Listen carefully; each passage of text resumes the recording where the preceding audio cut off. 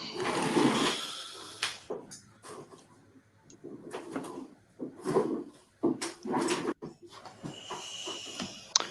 everybody, I'm Dan Fox. I'm the Commercial Director here at NCASS.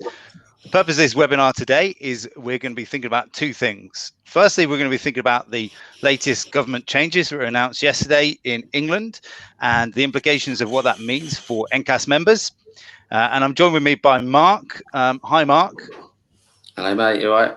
Yeah, good. Apologies for the delay in this as well. I believe, Mark, you've just come off a call with the BEIS, the Department for Business. Is that right?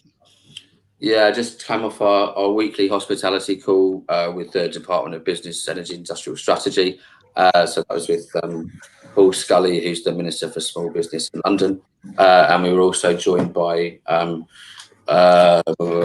Nick. Yeah, but unfortunately, it ran over, didn't it, Mark?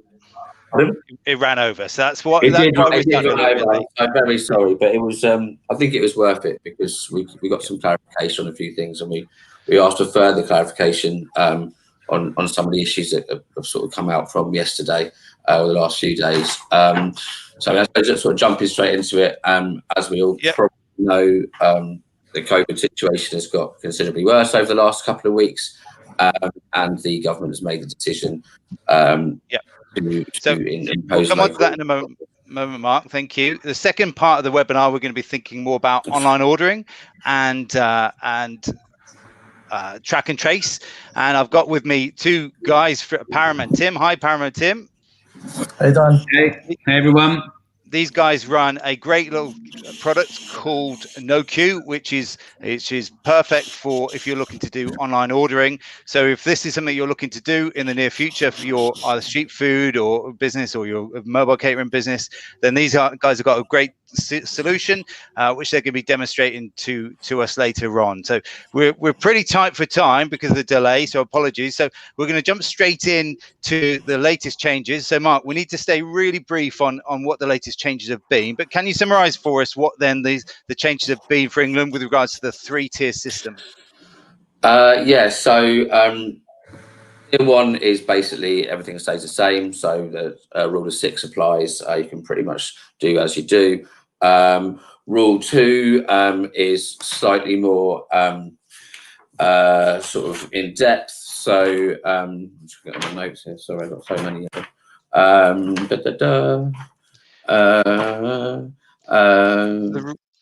It's the rule of 6, outdoors only, isn't it? Level 2. So you can't meet anybody indoors with you, but you can still serve food and drink outdoors. I'm right in saying that, Mark? Yeah, absolutely. And then the third tier is you basically can't be indoors. Yeah. And a weird one that I heard today was that you can meet people at the beach and the park, but you can't meet them in your garden. So that's one of these quirky. For level 3, is that? Yeah, and a few other things that come out from it, and I think that today's meeting was quite critical for that. So I think a lot of people will be looking at what is a substantial meal, because level 3 is basically at the moment mostly in the north of England, pretty much all in the north of England. Around a third of the country is in level 3 at the moment, the travel restrictions and things like that. But yes, the substantial meal was something that pricked a few ears yesterday because basically people were told that they could keep serving alcohol after 10 if it was with a substantial meal. And the question is, what is a substantial meal? So this is specifically to do with the level 3. So if a level 3, a pub or bar, then if that area is pub or bar, they have to be closed. Am I right in saying that, Mark? Unless they're serving a substantial meal, because restaurants are still allowed to be open. Yes. So what is a substantial meal? Yeah. So apparently, currently, according to the Treasury, it is something that is served on a plate with cutlery. People sit down and eat it, basically. So yeah. So what I asked and the big problem is that the workaround is you can sell a pork pie in 10 pints, isn't it? So the big concern is that people will try and work their way around it. And what we would say is try and live within the spirit of the law as well, because quickest way to get this COVID problem gone is if we all do our best to stick to the rules and to do it. And as frustrating and as horrible as it is and as financially ruinous as it can be, we just need to get through this as quickly as we possibly can. So please don't try and get around it. We won't be able to help you if you do.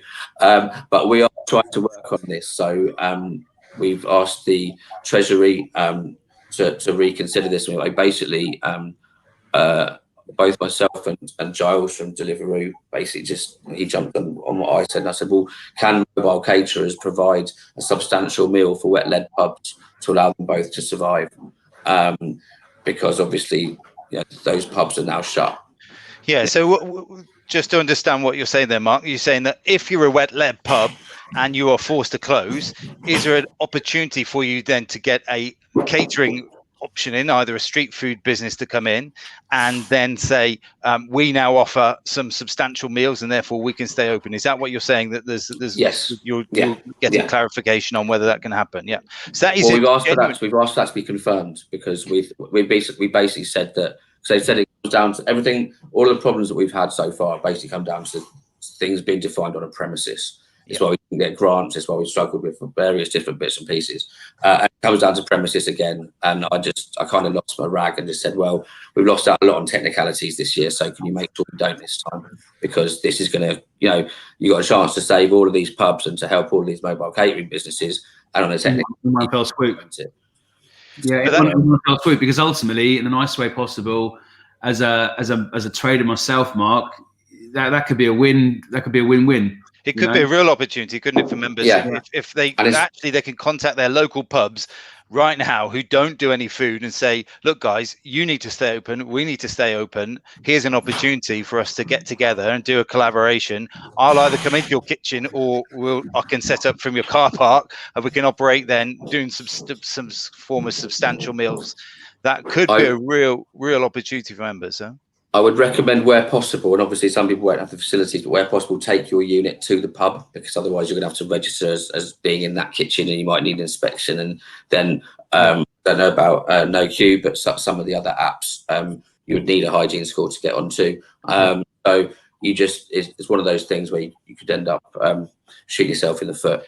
So this is something that it seems likely that is going to happen. Are we saying, Mark, or are we saying that you're still waiting on an answer on this for definite?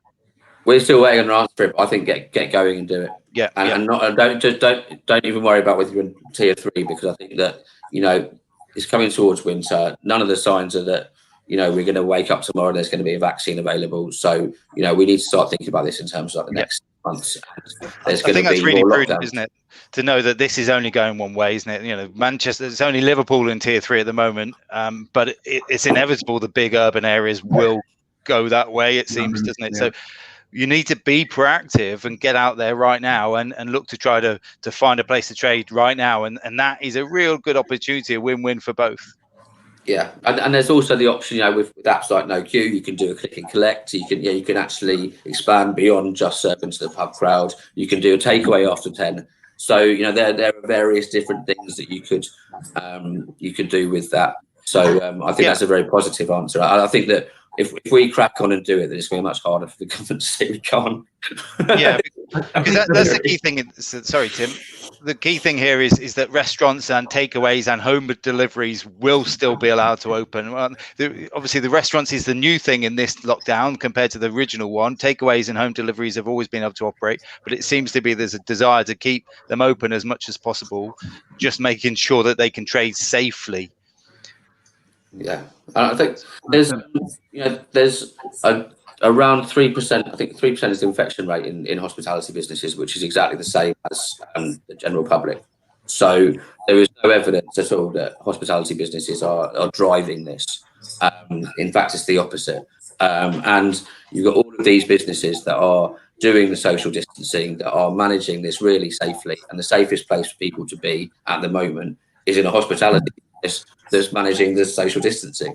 So, I think that we need to be pushing that out as a message. We need to be very confident as an industry that we are doing things right and we know what we're doing, and that we're not causing this problem. We're finding solutions for it. The other thing, obviously, is about the concept of being able to eat outdoors. So level 2 is the bigger, sorry, level 2, the high risk is what it's officially called, I think. So we've got medium risk, high risk, and very high risk. The concept in a high risk areas is that you can't mix with other people indoors, but you can mix with a group of 6 people at a distance outdoors. And so then immediately people, what can members do then to help them be able to operate outdoors? What do people need to be thinking about? And have we got any experience or any suggestions about what members can do there? Well, I think the meeting that I just left was surprisingly positive, and I think that there are going to be way more opportunities as we move into the next few months for people to trade on private ground, which will be trading outside. Yeah, and I think that it's about finding private landowners and saying, can I create an opportunity here, and whether that's having an outside cafe, like an alfresco dining type vibe, or whether that's doing a sort of click and collect thing, or click and that would be the way forward. Yep. That there is a lot of misinformation about the rules around street trading, and I don't think that all local authorities are completely au fait with them as well. So that's something we're definitely going to be looking at very closely in the next week or so. But really, members should be looking at trying to get places to trade, then find outdoor spaces. There is opportunity. It's just trying to pick that right opportunity. What we found through first lockdown was there were some members that did fantastically well through it. Obviously, there was a lot of members that really struggled, but it's about trying to think outside the box. Where are customers going to be, and what do they want, and how can I get my products to them? Yeah, and I think that there's a lot to be said for the kind of the shoe shop approach. You never find one shoe shop on a high street. You always find 4 or 5 shoe shops within 100 yards of each other. It's because if you're buying shoes, you want all the shoe shops next to each other so you can go to them all. And it's kind of the same with guys in terms of micro businesses. If you can create a food court with other caterers that can run off a NOQ or something like that. I was at an event I was at the Street Food Awards in Cardiff a couple of weeks ago. They had a circus tent up, and all of the traders were outside, and people go and take the food and sit in a circus tent. Obviously, 3 sides of that are uncovered, so it's not an inside venue. So I think that now is about creative, right? We can get being creative and vendors and traders, street food guys. Anyone who's been in this industry a long time.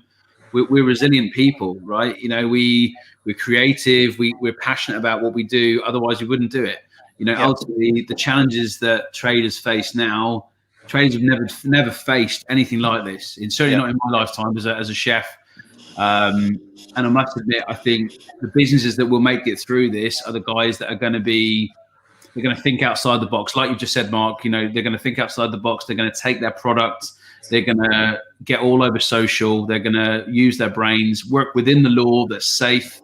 But, just take a different approach to it, Yep. Yeah. I'm good. We need to, Jen. Sorry, we can carry on this discussion afterwards because this is great. But I'm going to just wrap this section of it up. Basically, we have sent an email out to all members summarising a lot of the latest changes. So if you haven't received that, you need to check your inbox or check your spam box, making sure you're getting the emails from us as from NCASS. There's also a big section on our website on ncas.org.uk where you can find the latest changes on there.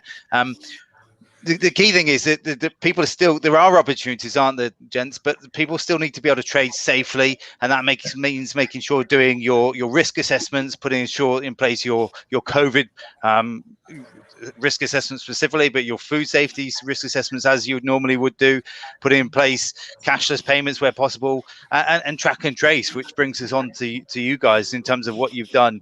So Tim, Param, we're coming over to you guys now. So Param, you want to introduce yourself really briefly, Tim and Param, what you guys do? Yeah, sure. My name is Param. I'm the CEO and founder of NOQ. We launched the app about 2 months ago now. And luckily, I guess it's what we've seen is the impact during COVID has been amazing for us. We're very lucky to allow businesses to stay afloat. Tim was actually one of them. We bumped into Tim as a vendor at one of our events. He became a big fan of the company and what we do. And Tim himself managed to do events with us and turn around a lot of turnover over the summer when some of the other guys were struggling. So what we're trying to do here is working with NCASS to really promote our products so you guys can see the benefits that you can, you can really, the benefits you can reap from an app like this and staying ahead of the competition and trying to increase your revenues going forwards during COVID. And Tim, you've been an NCASS member for some time, haven't you? So tell us your story, your background to this. Yeah, so I've known Mark and the guys and Dan. I've known you guys for nearly a decade actually, so a long time. But so as Param said, I've been a trader. I own a company called the Mobile Pizzeria. With COVID, my wedding business, predominantly I do weddings and events, right? My wedding business just ground to a halt. The next year of my business has been wiped out, like most of you. Ultimately, with the team that I've got, with the kit that we've got, we pivoted and we moved towards various different events, hence where I ended up meeting the guys from NOQ. And through using NOQ, I'd never used an app in my life. I'd never used anything like this before. I've been a pen and paper kind of guy, but I just thought the challenges that we had in front of us were great. And we thought, look, let's give it a go. And I must admit, I was so impressed. Ultimately, now I've signed on and invested in one of the directors of the company. It's allowed me to safely operate, keep my team safe, keep the public safe. And we've done everything from drive-in cinemas. We do like order online, click and collect. It's helped us with track and trace. It's a pretty powerful tool, but the main thing is right now, I think all NCASS members, I think any traders, any businesses right now, we all need a leg up. We all need to be smart with it, be safe, and use any tool at our disposal. NCASS, to me, I think has been the shining light and giving traders like me, hope, but also clear information about what's been going on through COVID. I think ultimately this is why Param and the team, we've got everyone together and said, look, we want to partner with NCASS to help the traders. So if we can help save some businesses and help you guys make some money during COVID forever, however this goes on, let's do it. Yep. So, gents, we're going to do, Param, you've got a slide deck you want to show us in a moment. So if we can just get that loaded up now, guys. Yeah, sure. We've had some questions come in about the stuff that we talked about earlier on, Mark. I think it's really important we come on to those questions later on, but I'm aware that Param is tight for time. He's got to leave us by 2 o'clock on the dot, so we've only got 15 minutes. So what I'm going to do is we're going to carry on with the NOQ bit, and then we can come back to the questions afterwards, okay? So if you send in a question, don't worry, we're going to get onto those, and if you've got any more, then feel free to put them through, okay? So, Param, do you want to talk us through then a little bit more about NOQ and how that works? Yeah, sure. Are you able to see my screen? I'm sharing it right now. Yep, we can see that. Yep. Awesome. All right. So yeah, Tim kind of touched upon some of this stuff, but really, the top 2 points, they cover, our current environment with COVID. Our app is a native app that is built to, a customer will download that. So every time they order food and drinks, then automatically they're tracked and traced, the first name, last name, email address. So you don't have to worry about that manual paperwork on the side. Additionally, we provide social distance ordering. That's, that's a must nowadays. People don't want to be queuing up next to people. They don't want to have face-to-face interactions. I'm going to show a bit about how we've been operating currently in the different scenarios it can work for you. But then the bottom 2 points is also past COVID, right? So once we ease these COVID restrictions and we start moving into what is life after post-COVID, this app is a platform that sits above and beyond what you currently use right now. So it's not something that you don't have to necessarily stop what you're doing, but you can have it on a parallel, and it's just going to increase your revenues, increase the advertising and brand awareness of your company and your products. At the end of the day, what we're giving you is an opportunity for all your customers to have on their hands your menus. And basically, people nowadays leave their houses without keys or wallets or whatever, but they never leave their houses without a mobile phone. And if you have the opportunity to put your menu items and your business on someone's mobile phone, I suggest you should probably take that. And also we provide data and insights, which is crucial for you to make your marketing decisions and going forwards, maximizing your margins. Yep. So the types of work that we've done, we've done a bunch of things. So we've done ordering to seats, ordering to pods. We've done some drive-in events, al fresco dining, pop-up markets. We're at a golf course right now and a restaurant as well. So, you know, these are the types of ways NOQ could work. We also provide a pre-order solution, so you can, in advance of a particular event, know, you know, what type of food people want. Yeah, so you can manage your stock better and reduce the wastage of your food. We are a click and collect as well as a click and deliver. So if you have a venue or an event where we are able to create zones or seating arrangements, then we can deliver to those customers. So you guys originally designed this for the events market. Am I right saying that Param? It was originally designed for something like a festival or a street food market or a street food event where they could go on and order online, and it's kind of developed from that, right? Exactly. So we started off with events. Obviously, with COVID, we've decided to pivot a little bit to start helping mobile caterers, to start helping venues to operate smoothly and safely. Yeah. And ultimately, what we're trying to do is to try and keep it as streamlined as possible and not have too much heavy infrastructure. Some of our other competitors have, like, you know, upfront costs. You have to buy certain printers and certain types of solutions in advance. We just, all you need is an iOS or an Android device, and you can start using NOQ from tomorrow. Yep. Yep. Tim, tell us about it, because obviously you stumbled across these guys first. I know you're kind of a little bit involved now. It's a different kind of relationship, but you obviously were bowled over by it. You know, tell us more about why. For sure, Dan. I mean, realistically, look, I'm not easy to sell to, mate. Like, I'm fairly skeptical. I think that's most traders are, right? You know, like, we've been around, especially, you know, I've done a lot in my career, but for something like this, I was baffled in terms of the pace of how quickly the team managed to get me online, my business online, all my dietary information, because obviously dietaries are such a massive part of what we do as well as caterers. And ultimately, I was up and running within a matter of hours. Yeah. And the beauty of this being, you know, as Param rightly said it, like, we've done drive-in cinemas. I've also used the app at some of my street food locations and things like that. So my customers are able to, from their office or from their home, order their food and then come and pick it up from me, right? Social distance, no face-to-face. All the money's gone through. I'm not handling cash. I'm not handling any dirty money. It's protecting me and the customer. And I just think it's restrictions getting tighter and tighter and tighter. Like, it gives us wiggle room to move, guys. You know, like we've got to be proactive with COVID, because if we don't, no one's going to have a business left.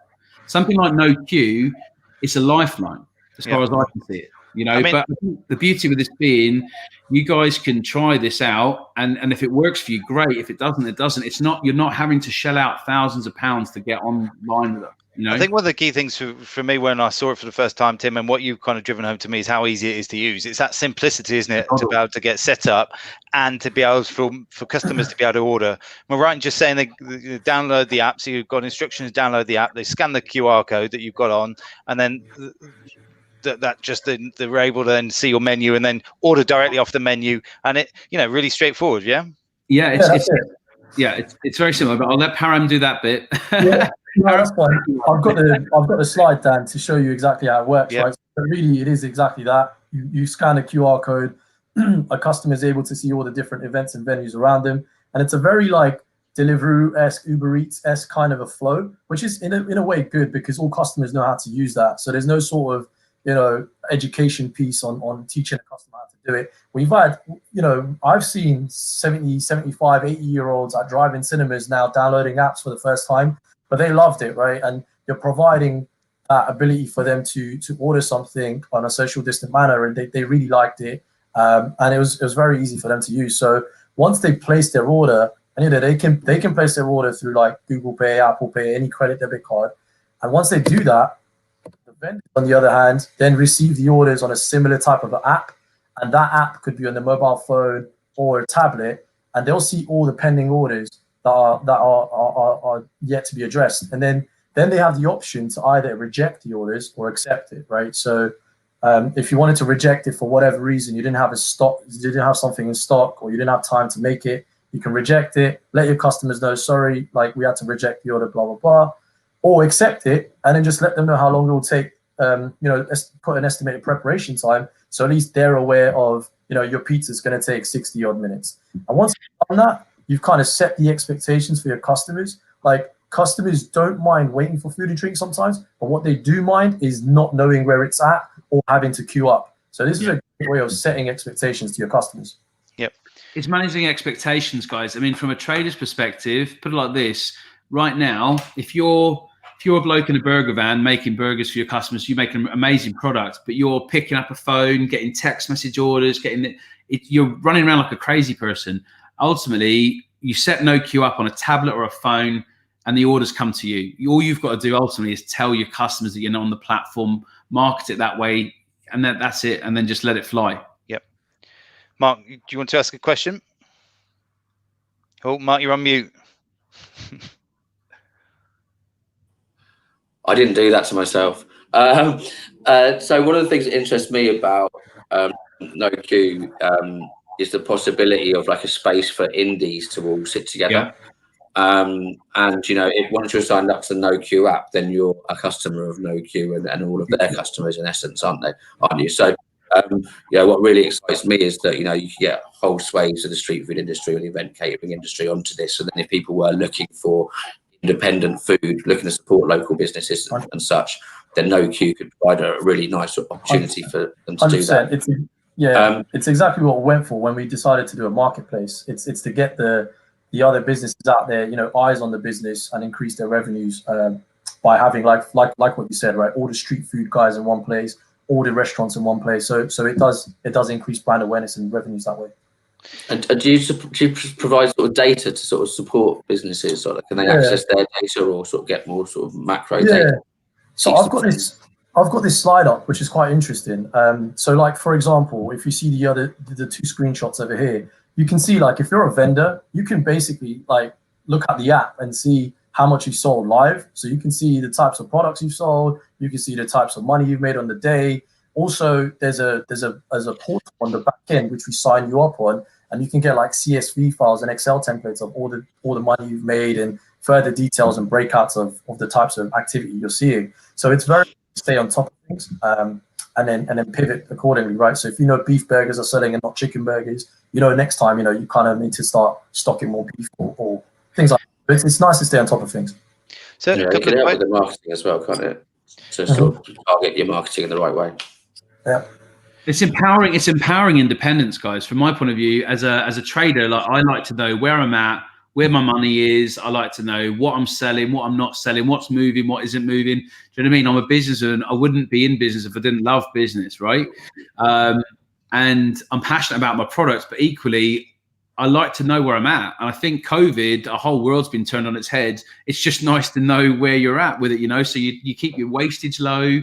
And you can run promotions, you can do whatever you want. The beauty with something like NOQ, and I like this, is that I look at the big boys with the Deliveroos and things like that. They're dominating this space right now. I think the beauty of this being NOQ creates a level playing field for independent business, and that is what has got to survive through COVID. Gents, I'm just aware of time. Sorry, Param. We've got 5 minutes left, and there's quite a few things to cover. Yeah, I've got a few questions to ask you. Track and trace, right? Your system's got functionality in track and trace. Why would I use your track and trace stuff rather than the NHS one? To be fair, I mean, well, the NHS one requires you to scan a QR code and enter some details, right? Whereas with this one, people come into a pub or a restaurant or whatever the space is to place order for food and drinks. Yeah. So it's like an additive step. It's just there naturally, right? Like it's so I think that's a good. So as I say, I understand it. You do need to display the NHS one, but it would be good for you to use this one as well. Am I right in saying that? It's a nice added extra. Yeah, I mean, with this one, you don't have to do anything, Dan. Every time you place an order, it's just there. So it's just automatically done for you, rather than you having to go out and specifically do anything particular. It's just done for you without even thinking about it. It makes it more natural, a bit more normal, Right. Next question. I would say very quickly. I mean, it's only for restaurants and bars. You don't have to do it as a takeaway with the track and trace, but I still would. And I would have your own app. In this case, I'd suggest NOQ sat alongside the QR code for the NHS one, because very few people have even downloaded the NHS one. You know, I think that. But you have a responsibility to do it, don't you? You a legal requirement to play it. Yeah. So if you don't want to do. Next question, why use this rather than iZettle? You know, iZettle, like a card payment system. A lot of people would be using that, won't they? They just use that instead. Why should they use NOQ to do online ordering rather than something like an iZettle where they just come and tap it? You know, they just go to the bar and they bring it over. Why should they use this instead? But that's the thing. They still got to go to the bar, right? Or they got to still stand in that place to then tap the iZettle. This is just, you can order it from wherever you want, and then it's already paid for. Yeah. So yeah, and then on top of that, right, like it's all the other addition that we spoke about, like the data and insights that the vendors could get. Yeah. It's a lot more. Yeah. The difference with it being, you've got to go along. This doesn't. You can still have an iZettle. We're not saying it completely replaces iZettle or SumUp or something like that. The difference with it being, this is way more powerful than an iZettle. iZettle is just a method of taking money. Yeah. NOQ takes money, deals with track and trace, mobile orders. It limits that face-to-face contact and any contact touching anything. Yeah, Yep. and Dan, if you wanted to use an iZettle, for example, how do you place that order? Either you stand in the line, or you go on a website, or you're at home, you make a phone call from a menu, whatever that is, right? NOQ advertises the product. You can select your items. You can see all the allergens and dietary requirements. Like, it does the whole thing for you, like from A to Z, as opposed to just taking payments. So I would add to that that you know, if you pay by card in a shop, then that's the only interaction you've got with that customer. Whereas if you capture them on an app as a customer, then there'll be other opportunities to sell to them. So it's a data thing as well. So this thing looks great for online ordering, doesn't it? You guys look like you've created a really good product for online ordering and for collection.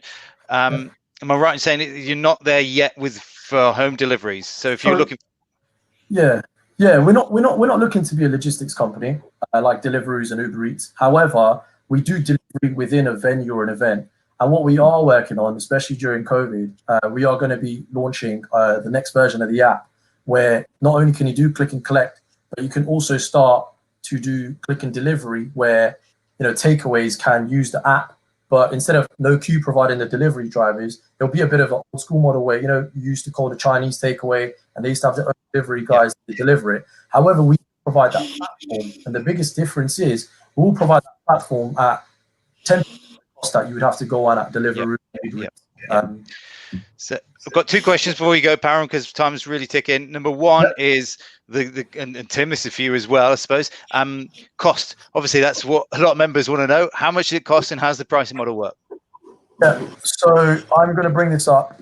So there's a few different types of businesses we can work with. So if you're a mobile vendor, fixed venue, or event, these are the pricing models here.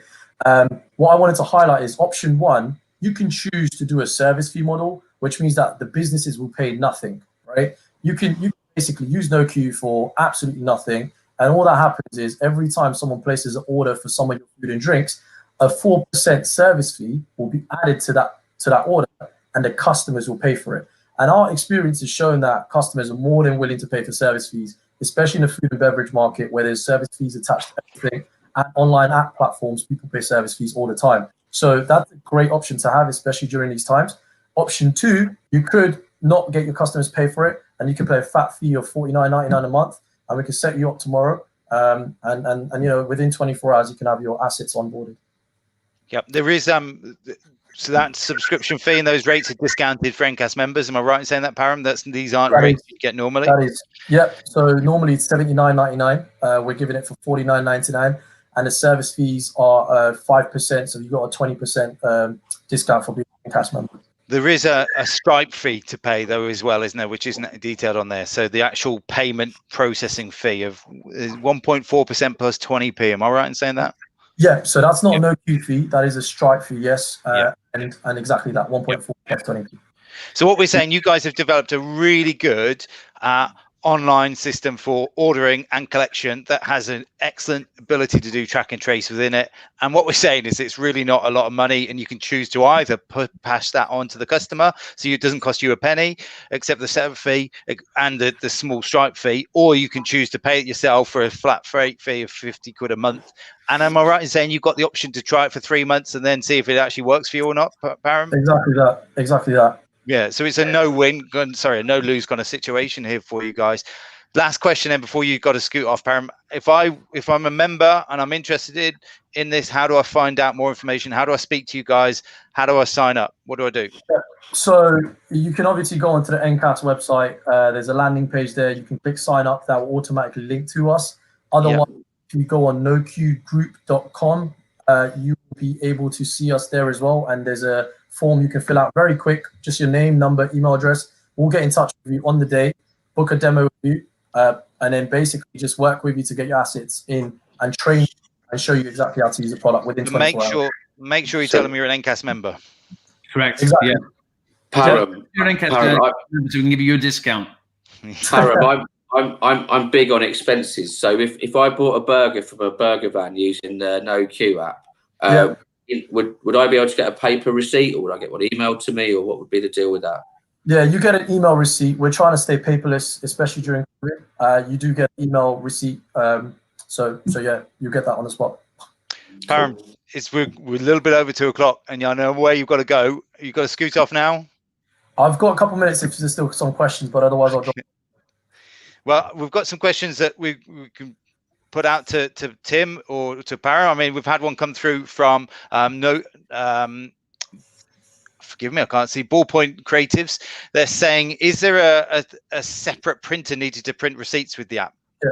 So yeah, we can. So with the printers, we have a couple of options to integrate with various different types of network printers, Bluetooth printers, and yeah, that we are working on that, and within the next 3 weeks we will have that. So depending on what types of printers people are using, we can always integrate to that. Yeah. Right now, we were trying to stay paperless, but more than happy to integrate and provide a solution. To be honest, guys, the way I've done it, I've just worked off tablets. I don't think you necessarily need the printers. I think most mobile vendors, to be honest, like the less paper, the better, really. Yep. Yeah, it's moving that way, isn't it? An antibacterial screen if you need to wipe it down as well. But Dan, to that point, it's not difficult at all. So if someone wanted a printer, get in touch and we'll make it happen. Great. Thanks, Param. Thanks, Tim, for your time. No worries. I'm aware you guys have got to scoot off. I mean, Tim, you're welcome to stay to hang around for some questions if you like to. I'll hang around with some questions. Okay. So thanks for joining us, Param. It's nice to meet you. Well, I've met you before, but it's nice for everybody else to meet you. All right, have a good one. Take care of yourself. Okay, mate. All the best, mate. Oh, we're still live here.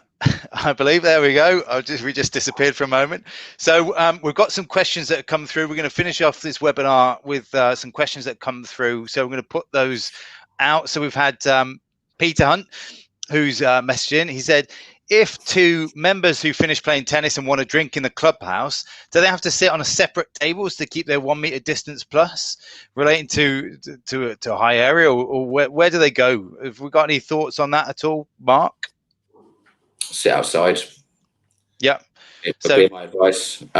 Yeah, it's no meeting in groups, isn't it? So. Well, it depends on the level, isn't it? So, so in level 1, you are still allowed to meet in. Sorry, level 1, the medium level risk. Which actually is most of the country still. Then officially, they are still allowed to meet in groups of 6 indoors, aren't they? So. But he's a high area. This guy says relating. Right, relating to high area. Yep. Oh, yeah, more specific. Sorry about that. That's the second level, isn't it? Relating to level 2, the medium, high, and very high. So the high area, the second level, it's confusing. This, isn't it? This was meant to clear it up, wasn't it? That's the mad thing about it. It's going to be so much clearer now. We're on tiers, and it's just like. Yeah, I think Boris is struggling with the tiers himself, actually. But anyway, who knows? No comment. So to answer the question, they're supposed to sit outside only, aren't they? They're not supposed to sit inside. Yes.